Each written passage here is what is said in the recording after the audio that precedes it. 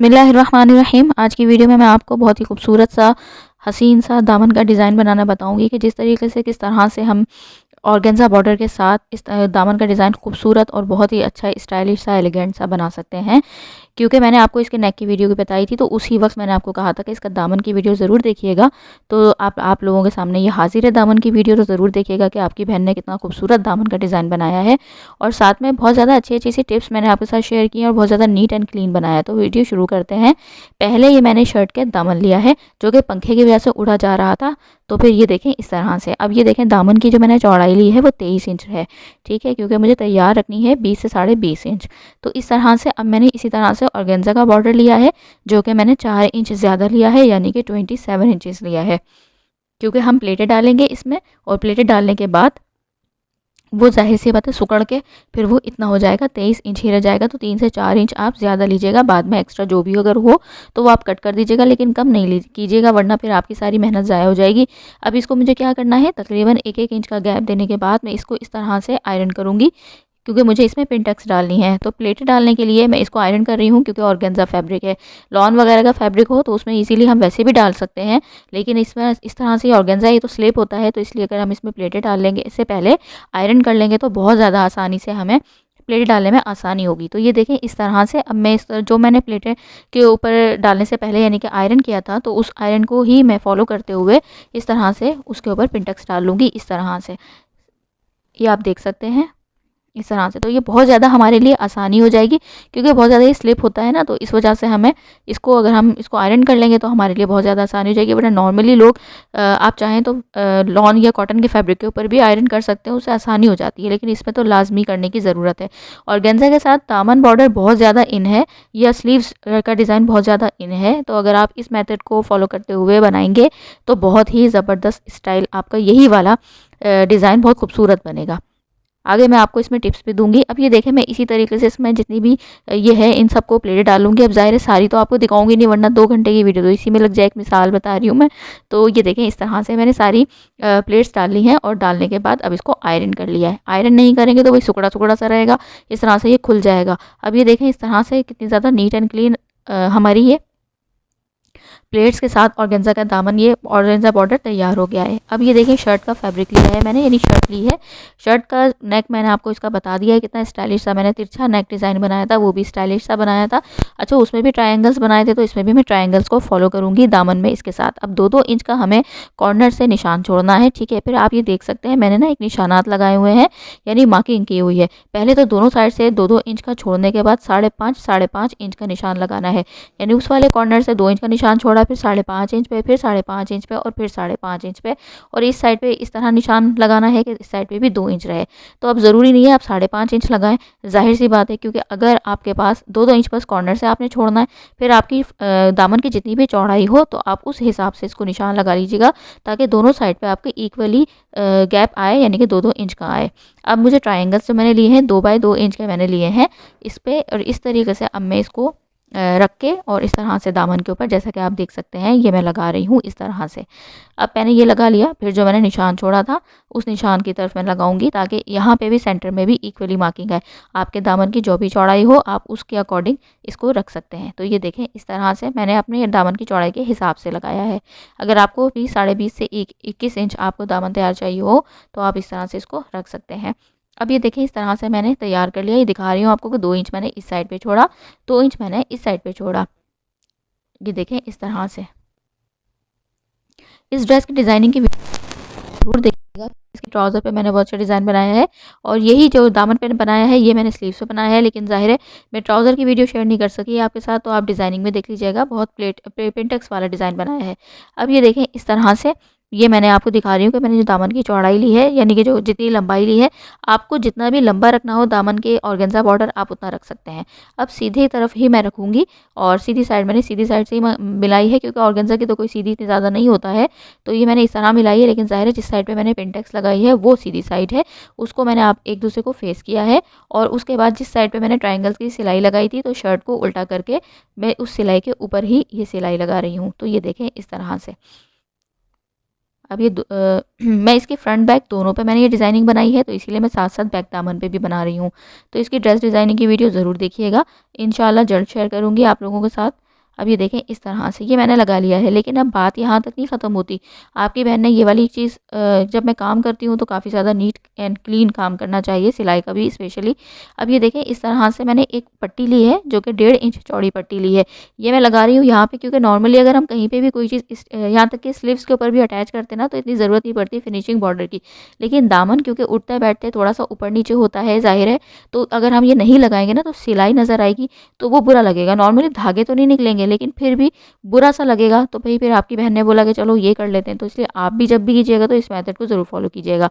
अब ये मैंने पट्टी लगाई और पट्टी लगाने के बाद ये देखें इस तरह से अंदर की तरफ मैंने पलट दी, ये देखें। और उसके बाद आप चाहें तो इसको तुरपाई कर लें और चाहे तो सिलाई कर लें। मैं जो है वो इसको सिलाई करूँगी, क्योंकि इतना ज़्यादा बुरी नहीं लग रही थी सिलाई, सेम थ्रेड से ही की थी तो इतना ज़्यादा बुरी नहीं लग रही थी। बारीक सी सिंपल सिलाई कर दी हमने, ये देखें इस तरह से। पहले मैंने दामन ये जो ट्रायंगल से उसी के ऊपर दामन रखा था, सिलाई की थी, ठीक है। फिर उसी दामन के ऊपर ही यानी उल्टी साइड के ऊपर ही फिर मैंने ये फैब्रिक रखा। अब इस फैब्रिक को अंदर की तरफ मोड़ूंगी, दामन दोबारा खुद ब खुद हमारा नीचे की साइड पे आ जाएगा। और अब मैं इसके ऊपर इस तरह से सिलाई कर दूंगी। मैंने आपको दोबारा करके दिखाया, ठीक है। तो ये देखें इस तरह से अब मैं इसके ऊपर सिलाई कर रही हूँ, तो यहाँ से ना हमारी ये चीज़ बिल्कुल फिनिशिंग में आ जाएगी। अब आपका दामन अगर पंखे से उड़े उड़े भी ना तो आपका आराम से दामन ये बोलेंगे वाह भाई क्या इन्होंने फिनिशिंग से सिलाई की है। आप करें, लोग बोलेंगे वाह क्या फिनिशिंग से ही सिलाई की, इतनी तो टेलर भी नहीं करता।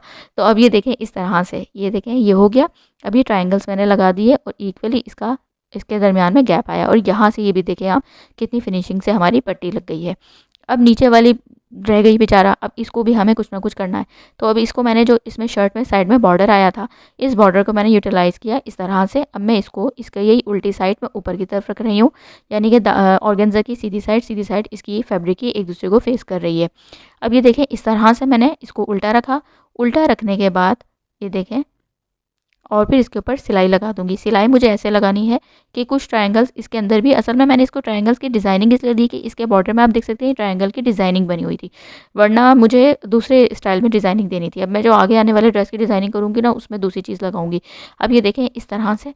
आप चाहें तो इसको फोल्ड ऐसे कर लें, लेकिन ये ना अच्छा सा लुक नहीं देगा, ये ऐसा लगेगा नहीं किसी प्रोफेशनल ने सिया है। और फिर अगर हम ये इस तरह भी कर लेंगे ना तो हमारे नीचे वाली साइड जो मैंने जोड़ी है ऑर्गेन्जा से यानी इस फैब्रिक को बॉर्डर को, तो वो कितना बुरा लगेगा आप उसका भी सोचें।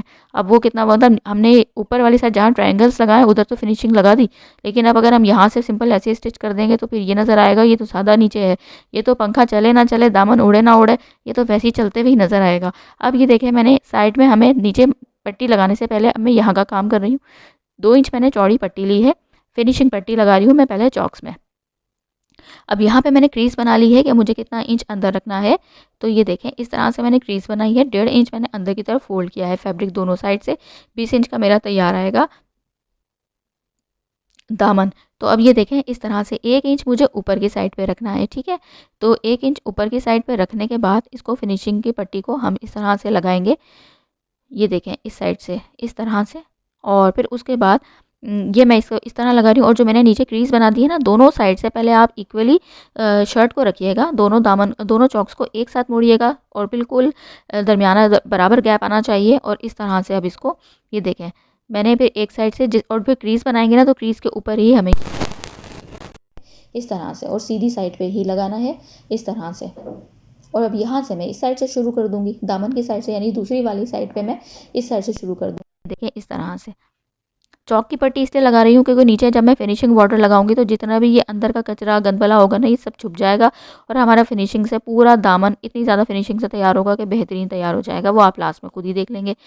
तो वीडियो को स्किप करके तो आप लोग देख नहीं रहे होंगे, क्योंकि बिला वजह देखेंगे तो छोटी छोटी चीज़ें भी स्किप हो जाएंगी, आप लोगों से मिस हो जाएंगी। और ऑलरेडी मैं अपनी वीडियो में शुरू में आज बताना भूल गई, वरना नॉर्मली मैं बता देती हूँ शुरू में कि मैं ऑलरेडी अपनी वीडियो की गैर ज़रूरी चीज़ें स्पीड में कर देती हूँ या स्किप कर देती हूँ ताकि आप लोगों का टाइम वेस्ट ना हो और कम टाइम में आप ज़्यादा से ज़्यादा अच्छी वीडियोस देख सकें। अब ये देखें इसको खुद ब खुद जब हम फिनिशिंग बॉर्डर सीधे तरफ रख के लगाते हैं तो ये खुद ब खुद इस साइड पे फोल्ड हो जाता है। फोल्ड करने के बाद अब मैंने इसको आयरन कर लिया है। अच्छा, अब इसके दरमियान में जो फैब्रिक था इसको आप चाहें तो पहले कट कर लें, यानी जो शर्ट का हमें रखना है बस आधा इंच आप रखिएगा, 1 इंच आप कट कर लें। तो इसको इस तरीके से अगर वरना हम मोड़ेंगे ना तो कपड़ा इतना सारा नज़र आएगा क्योंकि है सेंटर में ऑर्गेन्जा।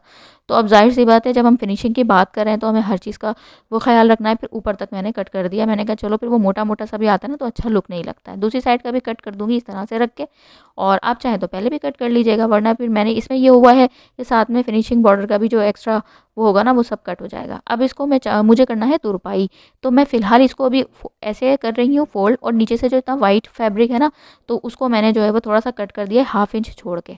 अब दामन में हमें बॉर्डर लगाना है, और दामन में इस तरह बॉर्डर लगाना है, ये आप देख सकते हैं सीधी साइड के ऊपर ही, ये देखें इस तरह से, और ये देखें इस तरह से, और अंदर की तरफ फ़ोल्ड कर दिया है।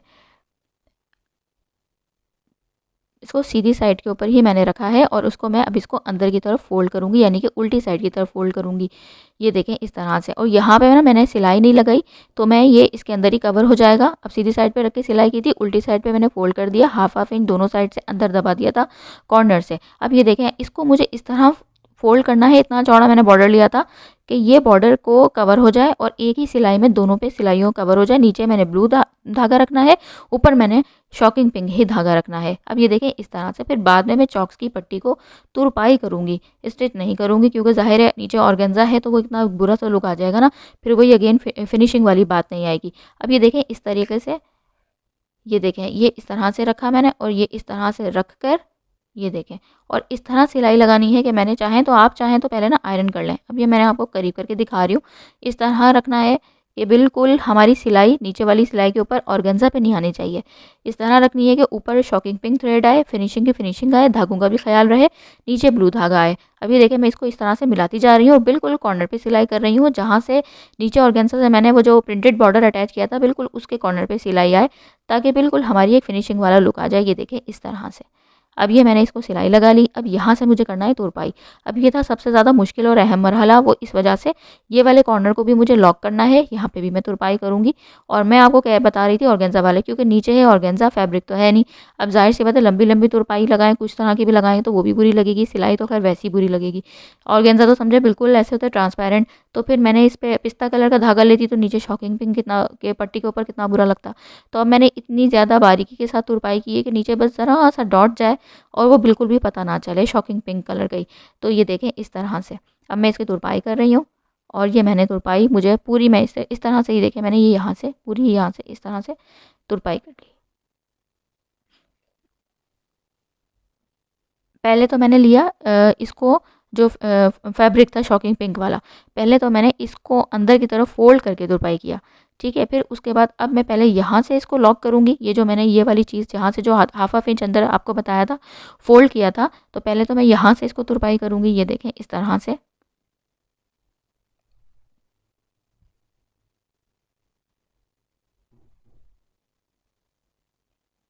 ये देखें,